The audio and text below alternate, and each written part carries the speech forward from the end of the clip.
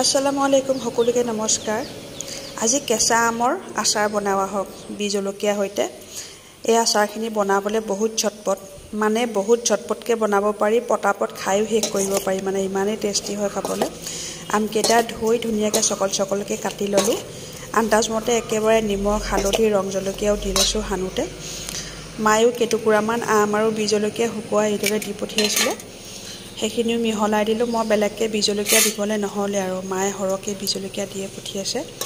এতিয়া গোটেইখিনি মিক্স কৰি চোকা ৰ'দ দিছিলে যে দুদিনৰ আগত, সেইদিনাখনে আচাৰখিনি ৰ'দত দিবলৈ বহুত ভাল হ'ল। সেইদিনাখনে ৰ'দত দি শুকুৱাই ল'লোঁ। দিনটো ৰ'দত দিলোঁ।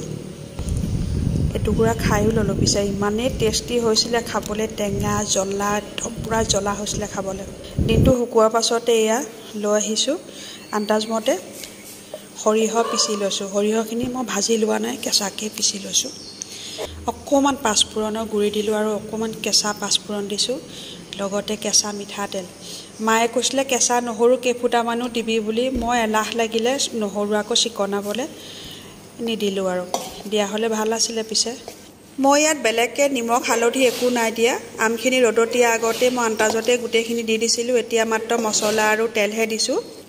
তেলো অকণমান কম হোৱা যেন দেখিলোঁ আৰু অলপ দি দিলোঁ। তেলখিনি ধুনীয়াকৈ সৰহ হ'লেহে ভাল লাগে আচাৰখিনি খাই। কেঁচা আম আৰু বীজ জলকীয়াৰ সৈতে আচাৰ এনেকৈ যদি থয় নহয়, ইমানেই টেষ্টি হয় খাবলৈ। মোৰ নিচিনাকৈ কোনে থয় বাৰু। এয়া চাওকচোন ইমান ধুনীয়া হৈছে, দেখিবলৈ যিমান ধুনীয়া লাগিছে নহয়, খাবলৈও বহুত টেষ্টি হ'ব।